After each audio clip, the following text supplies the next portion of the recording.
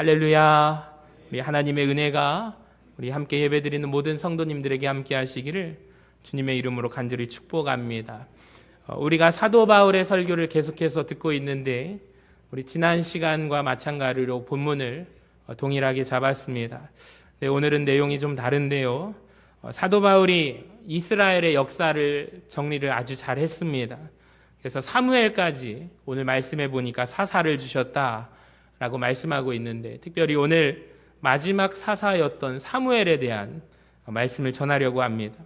여러분, 사무엘의 인생을 우리가 함께 추적하면서 하나님이 저와 여러분에게 주시는 귀한 음성을 우리가 듣기를 원합니다. 자, 사무엘을 먼저 말하기 전에 사무엘의 어머니부터 우리가 말을 해야 하는데, 사무엘은 어머니를 빼놓고 말할 수 없는 사람입니다. 그의 존재가 어머니 한나의 기도의 결과이기 때문입니다. 사무엘상 1장 10절에 보시면 우리 같이 한번 읽어봅니다. 시작. 한나가 마음이 괴로워서 여호와께 기도하고 통곡하며. 한나는 마음이 슬프고 마음이 괴로운 여인이 한나입니다. 왜냐하면 아기를 낳지 못했기 때문입니다. 당시 이스라엘 사회에서 여인이 아이를 낳지 못하는 것이 수치스러운 일로 여겨졌는데요.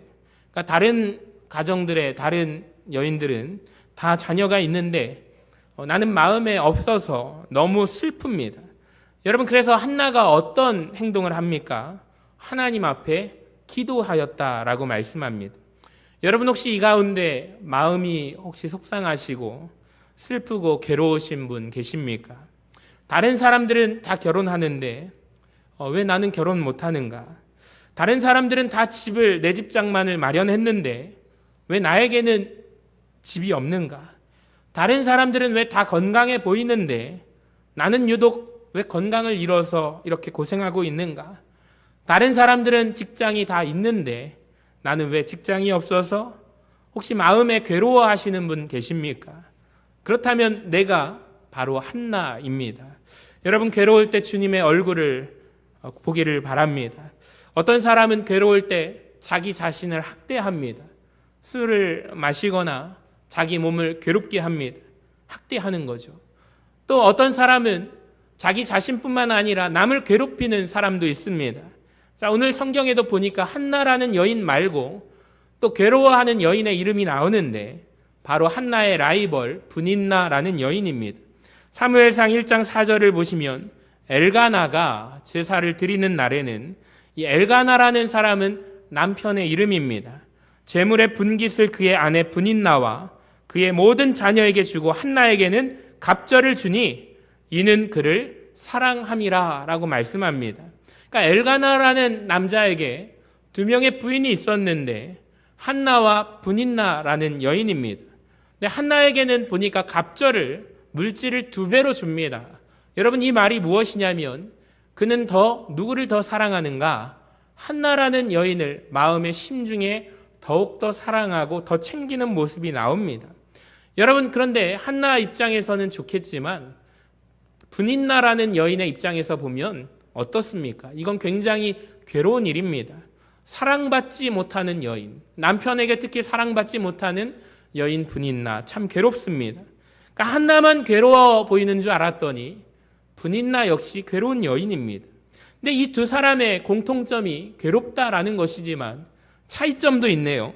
한나는 괴로워서 하나님 앞에 기도를 하고 있습니다. 근데 분인나라는 여인은 무엇을 하는가? 성경에 보니까 6절을 보시면 그의 적수인 분인나가 한나를 심히 격분하게 하여 괴롭게 합니다. 여러분, 우리가 이 말씀을 통해서 깨닫는 것은 우리의 마음이 괴로울 때 2가지의 길이 있습니다. 하나는 하나님 앞에 호소하는 길이 있고요. 2번째는 옆 사람을 괴롭히는 길이 있습니다. 그러니까 2번째 길은 무엇입니까? 이런 말을 주로 하는 거죠. 혹시 우리의 입술 가운데 이런 고백이 있지 않은지 우리가 점검하기를 원합니다. 내가 내 남편을 잘못 만나서 내 인생이 이래. 자녀들을 앞에다 놓고 내가 너희들 때문에 내 인생이 이렇게 괴로워. 여러분, 이렇게 말하는 것, 곧 분인나의 길로 걸어가는 영혼입니다. 여러분, 괴로울 때 반드시 주님의 얼굴을 구하시기를 바랍니다. 자, 또 하나 굉장히 한나에게 중요한 것이 있는데 12절을 보시면 그가 여호와 앞에 오래 기도하는 동안에 엘리가 그의 입을 주목한즉 한나가 속으로 말하매 입술만 움직이고 음성은 들리지 아니하므로 엘리는 그가 취한 줄로 생각한지라. 엘리가 그에게 이르되 네가 언제까지 취하여 있겠느냐? 포도주를 끊으라. 여러분, 이 말씀을 묵상하는데 굉장히 심각한 내용이 담겨져 있습니다. 생각해 보세요. 여러분, 마음이 괴로워서 교회에 나와서 기도하는데 목회자가 자기는 기도하지 않고 그 모습을 관찰하여 보다가 어떤 말을 해요? 술을 끊으세요 라고 말하는 거예요. 여러분, 이게 실감이 혹시 되십니까? 혹시 정확하게 한번 요즘 말로 바꿔볼게요. 여러분이 마음에 괴로움이 있어서 내가 교회 성전에 나아가서 하나님 앞에 기도해야지. 교회 오셔서 기도했는데, 기도하고 계시는데 제가 기도하고 있지 않고 가만히 보다가 이런 말을 하는 거예요. 아유, 집사님, 그래도 교회 올 때 술 마시지 마시고 오셔야죠. 술 끊고 오세요. 그런 말을 했다고 한번 생각해 보세요. 그 말을 들었던 그 마음의 집 성도님이 이런 생각을 할 거예요. 아니, 뭐 이런 목사가 다 있냐. 내가 서신교회 열심히 다녔는데 오늘부로 나는 서신교회 끝이다. 이렇게 말할 겁니다. 여러분, 그렇지 않을까요?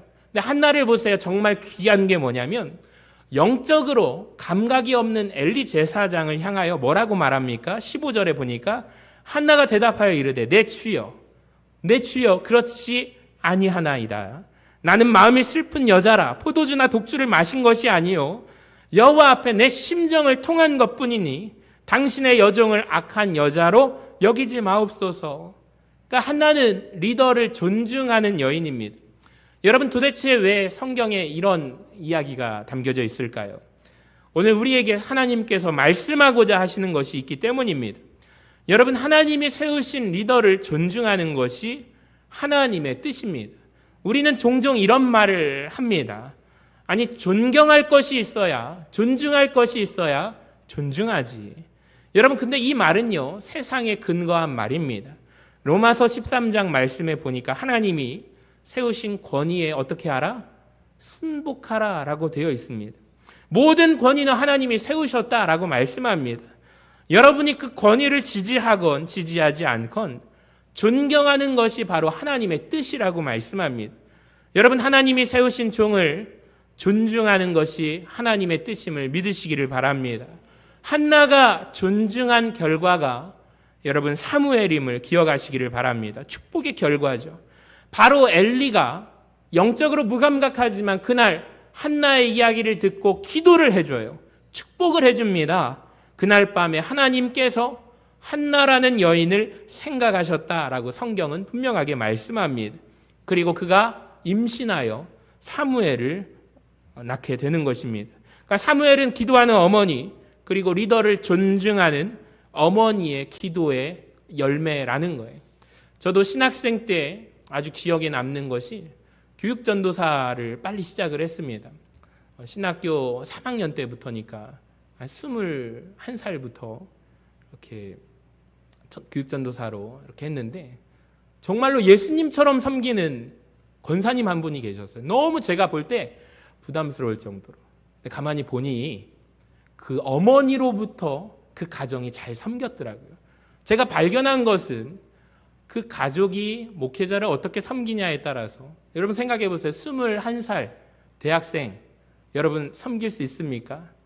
전도사님이 실수를 하는데 섬기실 수 있습니까? 제가 경험에 남는 아주 수치스러운 일이 뭐냐면 부목사님이 저에게 명절을 맞이하여 여신도 구제 사업이 이 색깔 그 떡을 파는 거예요. 그러니까 떡국떡을 파는데 5색 떡을 파는데 전도사님이 이걸 잘 팔아보라고 아주 당부를 했습니다. 제가 뭐라고 홍보를 했는지 아십니까? 열심히 했거든요. 권사님, 이 떡국떡을 사시면 나이를 5살 더 먹습니다 라고 말을 한 거예요. 그러니까 제가 말을 잘못 말한 거죠. 그러니까 이 떡국떡을 먹으면 5살 젊어 보입니다. 5살이 깎입니다 라는 말을 하고 싶었는데 열심히 제가 홍보를 했는데 웬걸 다들 저를 노려보면서 가는 거예요. 그리고 어떤 분은 저에게 욕설까지도 했어요. 뭐 저런 전도사님이 다 있냐고. 나중에 보니까 제가 잘못 홍보를 했네요. 여러분, 나이 먹는 떡국떡 잘 팔리겠습니까? 당장 혼나가지고 제가 얼마나 얼굴이 홍당무가 되든지 실수했잖아요. 그 권사님이 말없이 다 그걸 사셨어요.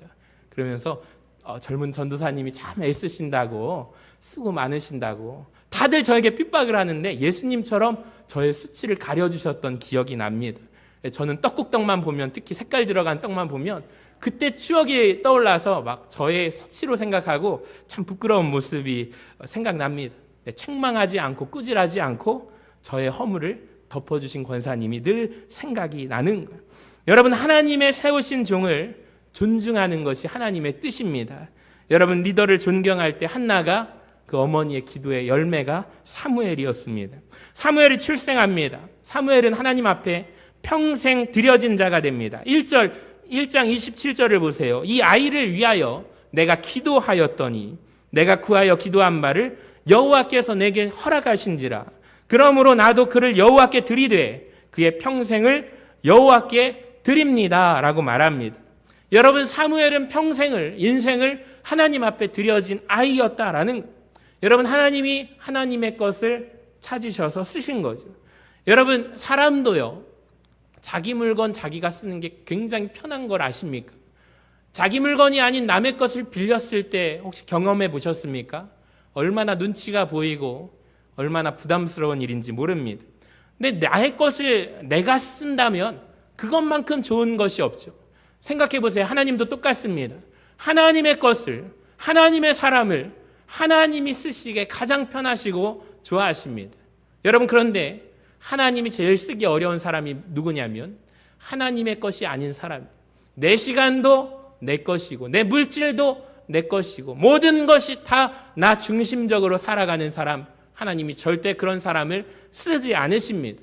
여러분이 여러분의 물질을, 재능을, 여러분의 재물을, 인생을 하나님 앞에 구별하여 바치면 나의 것이 아닌 하나님의 것입니다 구별할 때, 하나님의 것이 될 때 하나님이 여러분을 사용하심을 기억하시기를 바랍니다.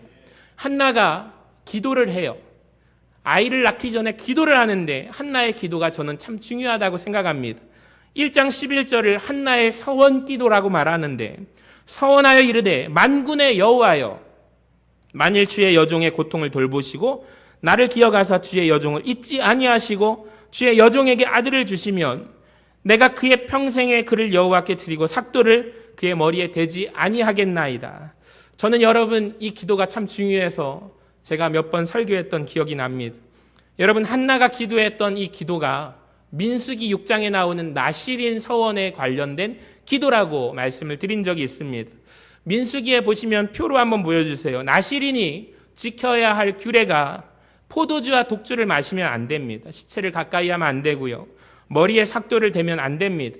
근데 한나의 기도가 어디에 근거하고 있냐면 특별히 자기 자녀를 하나님 앞에 나실인으로 드리는 기도를 하면서 다른 기도하지 않고 3번을 하고 되어 있는 머리를 자르면 안 된다, 머리에 삭도를 대지 않겠습니다 라는 기도를 하고 있다라는 것을 우리는 알게 됩니다. 여러분, 그 이유를 아십니까? 지금 한나가 기도하면서 어떠한 한 사람을 생각하면서 염두하고 마음에 품고 기도하고 있는데, 여러분, 그게 누구냐면 사사기의 마지막 사사로 등장하는 다름 아닌 삼손이라는 사사를 마음에 생각하고 있기 때문입니다. 사사기가 마치고 사무엘 상이 시작되죠. 그러니까 사무엘이 태어난 시기는 삼손이 막 죽은 지 얼마 안 되는 시점입니다. 근데 삼손이 누굽니까? 평생 나실인으로 구분되었던, 드려졌던 사람인데 이방 여인 들릴라라는 유혹에, 그 여인의 유혹에 넘어가 머리카락이 잘려진 사람이 삼손 아닙니까? 그러니까 한나가 지금 삼손을 생각하고 기도하고 있는데 이 시대가 동일합니다. 여전히 이스라엘의 적군은 블레셋이거든요. 하나님 앞에 기도하는 거예요. 하나님, 저를 기억하사 저에게 아들 하나 주시면 저는 이 아들을 평생 머리에 삭도를 대지 않겠습니다. 여러분, 이 기도가 무엇이냐면 이런 기도죠. 하나님, 나에게 아들 하나 주시면 내 아들을 삼손처럼 실패한 아들로 키우지 않을 것입니다 라는 기도예요. 그러니까 사무엘은 죽을 때까지 구별된 아들, 하나님 앞에 자라나는 아들이 됩니다. 그러니까 사무엘은 곧 제2의 삼손이라고 말할 수가 있겠네요. 저는 이 말씀을 묵상하는 가운데 우리 교회 안에 있는 모든 가정들, 여러분의 자녀 손들과 우리 다음 세대, 우리 장로님 기도 가운데 다음 세대를 위해서 기도해 주셨는데 우리 자녀들에게 이러한 축복이 임하기를 주님의 이름으로 간절히 축원합니다. 여러분, 어머니가 기쁨으로 사무엘을 드렸어요. 근데 슬프게도 사무엘이 자라는 환경은 최악이라고 말할 수 있습니다. 2장 11절을 보세요. 엘가나는 라마의 자기의 집으로 돌아가고 그 아이는 제사장 엘리 앞에서 여호와를 섬기니라. 그런데 우리 같이 노란 글씨 읽어볼까요? 시작. 엘리의 아들들은 행실이 나빠 여호와를 알지 못하더라. 여러분, 참 이게 비극입니다. 아버지는, 엘리는 대제사장이거든요. 엘리의 자녀 홈니와 비느하스 역시 제사장입니다. 여러분 생각해 보십시오. 제사장인데 누구를 알지 못해요? 여호와 하나님을 알지 못합니다. 이 다음에 성경이 쭉 고발하는 내용은 무엇이냐면 이 두 아들의 행태를 고발합니다. 하나님의 제사를 제사장이 멸시를 하는 모습, 하나님 앞에 구별하여 드려진 제물 가운데 가장 좋은 부분을 제사장이 취하는 모습, 심지어 성전에서 수종드는 여인들과 동침하는 모습. 여러분, 오늘날 언론에서 성범죄를 저지르는 목회자의 이야기가 나오잖아요. 새로울 것이 없어요. 엘리의 두 아들들도 그랬습니다. 여러분, 사람은요, 환경에 그가 보고 무엇을 자랐는가, 무엇을 들었는가에 따라서 여러분 그 사람이 자라나고 영향을 받게 되어 있습니다. 근데 사무엘이 얼마나 귀한 게 무엇이냐면 최악의 상황 속에서 비뚤어지지 않고 그가 자라났다라는 것입니다. 비결이 있는데요. 18절 말씀 같이 한번 화면을 보고 읽어봅니다. 시작. 사무엘은 어렸을 때 세마포 에봇을 입고 여호와 앞에서 섬겼더라. 여러분, 누구 앞에서 섬겼습니까? 여호와 앞에서. 21절 후반부에도 보시면 아이 사무엘은 여호와 앞에서 자라납니다. 그러니까 사무엘이 지금 육신의 눈으로, 인간의 육적인 눈으로 이 두 제사장 홈니와 비느하스라는 형들을 보고 자란 것이 아니라 그가 누구를 바라보는가? 여호와 하나님을 바라보고 자라난다라는 거예요. 여러분, 저는 이게 참 중요하다고 생각합니다. 세상이 악해서 요즘에 사람들이 다 그렇게 살아가니까 여러분, 아닙니다. 홈니와 비느하스를 바라보고 여러분 살아간 것이 아니라 사무엘은 그들의 삶을 몰랐을까요? 당연히 알았겠죠. 어린 그에게, 사무엘에게 형들이 찾아왔을 것입니다. 사무엘아, 우리가 이렇게 하는 대로 너도 한번 먹어봐. 좋은 고기가 들어왔는데 살코기를 주면서 너도 한번 먹어봐. 죄의 유혹이 반드시 있었을 거예요. 여러분, 사무엘이 당연히 알았겠죠. 같이 지내니까요. 그런데 사무엘은 눈을 질끈 감고 여호와 하나님을 바라보았다라는 거예요. 여러분, 잘 기억하시기를 바랍니다. 자녀들의 이름을 지을 때 우리 부모된 입장에서 많이 고민을 합니다. 우리가 가끔 뉴스를 보면 안타까운 모습이 무엇이냐면 잘못을 저지르고 경찰에 출두하거나 그런 사람들의 이름이 기독교적인 성경의 이름을 가진 사람들이 범죄를 저질렀던 모습을 제가 보았을 때 얼마나 부끄러웠는지 모릅니다. 세상 사람들은 어떻게 생각할까요? 여러분, 성경 이름으로 지은 사람이 흉악범이라고 한번 생각해 보시기를 바랍니다. 우리가 자녀의 이름을 지을 때 이런 마음이 있습니다. 부모에 의해서 그 자녀를 하나님 앞에 사무엘처럼 드렸던 부모의 신앙 고백이 있고, 여러분, 부모가 하나님 앞에 그를 드렸다라는 거죠. 근데 저는 부모에 의해서 하나님께 드려진 것보다 더 중요한 것이 무엇이냐면 우리 아이들이 이 세상 속에서 여러분, 이 세상이 아니라 하나님을 보고 자라나야 할 줄로 믿습니다. 우리 교회 안에도 보니까 자녀들의 이름이 한나라는 이름도 있고요. 성경이, 성찬이, 영원이, 온유, 에스더라는 이름이 우리 교회 안에도 있습니다. 참 귀합니다. 부모에 의해서 하나님께 드려진 아이들입니다. 여러분, 그런데 더 중요한 것이 무엇이냐면 우리 여름 사역을 위해서 우리가 기도해야 할 이유가 무엇이냐면, 저도 전도사로서 어린 아이들부터 학생들까지 청년들까지 사역을 하면서 느낀 게 무엇인지 아십니까? 초등학교 4, 5, 6학년 이때 아이들이 무슨 지은 죄가 있다고. 저녁에 기도하는 부흥회 때 이 아이들이 무릎을 꿇고 하나님 앞에 울면서 회개하고 기도하는 모습을 여름 성경학교 때 참 많이 보았습니다. 그 아이들 가운데 목회자의 길을 걸어가고 있는 친구들도 있고요. 신앙을 지켜서 그때의 틀이 잡히니까 평생 교회를 섬기고 있는 친구들이 있어요. 지금도 저랑 연락을 해요. 목사님 잘 지내시죠? 저희들도 교회를 잘 지키고 있어요. 가끔 심심해서 잘 계시나요? 연락이 와요. 그래 너희들 옛날 그 모습대로 잘 섬기고 있니? 예, 고등부 회장 됐어요. 중등부 회장 됐어요. 제가 피아노 반주를 어른 예배 때 섬기고 있어요. 그런 연락이 가끔 오면 얼마나 기쁜지 모릅니다. 중고등학생들도 마찬가지죠. 인생의 때 정말로 하나님을 만난 친구들, 여름 수련회 때 하나님을 뜨겁게 사모하고 신학교로 가는 친구들이 많이 나옵니다. 청년들도 마찬가지고요. 여러분, 그래서 우리가 기도해야 할 이유, 정말로 여름 사역 가운데 우리가 해마다 하는 그저 아이들과 함께 놀아주는 이런 것이 아니라 정말 그 본질적인 목적은 우리 두 분의 전도사님을 통하여 아이들에게 전해지는 복음과 결단과 하나님을 만나는 은혜, 예수님을 나의 구주로 고백하는 귀한 영성이 있기를 우리가 이 여름에 뜨겁게 기도해 주시기를 간절히 소망합니다. 여러분, 정말 중요하다라는, 하나님 앞에 우리 자녀들이 자라야 한다라는 것입니다. 자, 이 시대는 어떤 시대냐? 3장 1절에 보니까 아이 사무엘이 엘리 앞에서 여호와를 섬길 때에는 하나님의 말씀이 희귀한 시대라는 것입니다. 하나님의 말씀이 안 보이고 안 들리는 시대입니다. 여러분, 하나님이 보여주시는 비전이 있습니다. 근데 슬픈 것은 이 시대 하나님 앞에 드려지는 예배, 제사는 있습니다. 제사장도 3명이나 있습니다. 하나님의 등불도 있고 여호와의 궤도 있습니다. 있어야 할 것 다 있습니다. 하나님의 말씀이 없네요. 그러니까 예배는 크게 두 방향에서 이루어집니다. 여러분, 오늘 우리가 하나님 앞에 올려드리는, 아래에서 위로 향하는 올려드리는 방향이 있고요. 그림을 한번 보여주시면 하나님께 올려드리는 상향의 움직임이 있고 하나님이 받으시고 내려주시는 하향의 움직임이 있습니다. 그러니까 이 시대는 아래에서 올려드리는 것이 많아요. 근데 위에서 아래로 내려오는 것이 막혀 있습니다. 없습니다. 여러분, 오늘날 한국교회가 문제가 뭐냐면 역사와 전통이 오래될수록 아래에서 위로 올려드리는 것에 대한 여러 가지 말들이 많습니다. 근데 저는 그게 중요하지 않다고 생각을 해요. 우리가 사모하고 우리가 들어야 할 것은 하나님이 우리에게 내려주시는 아래로의 방향의 움직임이 있는가 없는가. 여러분, 이것은 하나님의 말씀이고 하나님의 비전인 줄로 믿으시기를 바랍니다. 여러분, 우리 교회에 하나님의 말씀이 있기를 원합니다. 잠언 29장에 보니까 묵시가 없으면, 묵시가 이것이 비전인데요, 영어로 비전이 없으면 백성이 방자히 행한다. 참 무서운 말씀입니다. 하나님의 말씀이 사라지면 백성이 방자해집니다.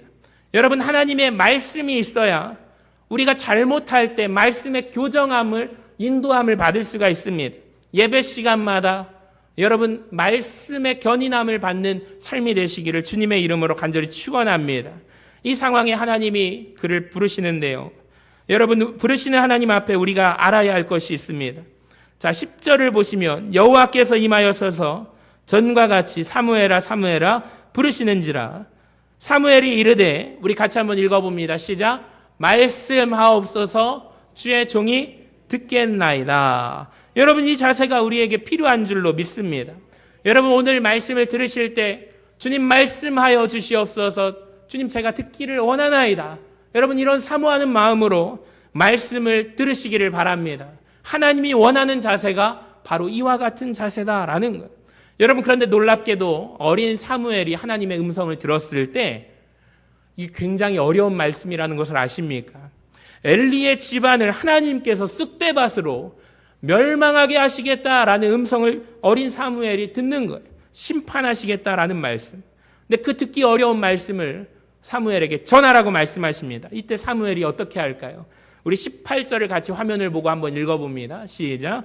사무엘이 그것을 그에게 자세히 말하고 조금도 숨기지 아니하니. 여러분, 이게 참 저는 귀합니다. 만약에 생각해 보세요. 여러분, 이건 하나님이 사무엘에게 주시는 시험입니다. 만약에 사무엘이 엘리 제사장을 두려워해서 말씀을 받는 청중을 두려워해서 말씀을 가감했다면 하나님이 앞으로 사무엘을 쓰지 않았을 것입니다. 여러분, 우리에게도 마찬가지예요. 우리가 귀에 듣기에 좋은 말, 그 말씀만 아멘하는 것이 아니라 우리에게 주시는 모든 말씀을 우리가 아멘으로 받아야 할 줄로 믿습니다. 사무엘이 성장합니다. 사무엘의 성장을 묘사를 하는데, 자, 우리에게 주시는 음성이 있습니다. 2장 26절을 보시면 아이 사무엘이 점점 자라매 여호와와 사람들에게 은총을 더욱 받더라. 여러분, 생각나는 말씀 구절이 있죠. 예수님도 자라매 키와 지혜가 자라가며 하나님과 사람에게 사랑스러워져 갔다라고 말씀하고 있습니다. 여러분, 우리 교회가 성장하면 성장할수록 하나님을 기쁘시게 하는 교회, 사람들을 기쁘게 하는 교회가 되기를 간절히 소망합니다. 이것이 하나님이 원하시는 성장의 모습이라는 것을 기억하시기를 바랍니다. 자, 또 하나 3장 19절을 보시면 사무엘이 자라매 여호와께서 그와 함께 계셔서 그의 말이 하나도 땅에 떨어지지 않게 하시니 단에서부터 브엘세바까지 온 이스라엘이 사무엘은 여호와의 선지자로 세우심을 입은 줄을 알았대요. 여러분, 사무엘은 광고하지 않았습니다. 근데 하나님이 그와 함께 하시니 모든 사람이 사무엘을 보고 저 사람은 하나님의 사람이야 라고 말했다는 것이죠. 사무엘이 사사가 된 후에 한 일은 영적인 회복인데요. 사무엘상 4장에서 6장까지 여호와의 궤를 잃어버리는 사건이 나옵니다. 20년이 흘러갑니다. 그리고 7장에서 미스바 대각성 운동이 일어나는데요. 사무엘상 7장 2절을 같이 한번 읽어봅니다. 시작. 궤가 기랏 예아림에 들어간 날부터 20년 동안 오래 있은지라 이스라엘 온 족속이 여호와를 사모하니라. 여러분, 근데 사무엘이 뭐라고 하냐면 사람들이 하나님을 사모해요. 참 좋은 일이 일어나는데 3절에 보니까 사무엘이 이렇게 말합니다. 만일 너희가 전심으로 하나님 앞에 돌아오려면 이방 신들을 제거하고 너희 마음을 여호와께 향하여 하나님만을 섬기라 라고 말합니다. 여러분, 잘 기억하시기 바랍니다. 하나님을 향한 마음, 하나님 사모하는 마음도 귀하지만 그것만으로는 부족하다. 우상을 버리고 하나님이 싫어하는 것을 버리고 그걸 끊어낸 후에 하나님만을 섬기는 것, 이것이 하나님의 뜻이다라는 것입니다. 여러분, 우리가 죄악을 회개하는 은혜가 있기를 원합니다. 마지막으로 사무엘의 이야기는 그의 아름다운 퇴장인데요. 12장 1절부터 보면은 사무엘이 온 이스라엘에게 이르되 보라, 너희가 내게 한 말을 내가 다 듣고 너희 위에 왕을 세웠더니 이제 왕이 너희 앞에 출입하느니라. 보라, 나는 늙어 머리가 휘어졌다. 이렇게 말합니다. 사무엘의 고별 설교가 나옵니다. 여러분, 사사기에 제가 지난 시간에 12명의 사사가 나온다고 말했습니다. 근데 단 한 명도 사사들 가운데 고별 설교를 한 사람은 아무도 없습니다. 근데 유독 사무엘만 그가 살아있는 동안에 사사의 자리에서 물러나면서 고별 설교를 하는데요. 오늘날로 표현한다면 조기 은퇴를 한 사람이 사무엘입니다. 내 사명이 여기까지다 라고 말하는 것이죠. 참 멋있습니다.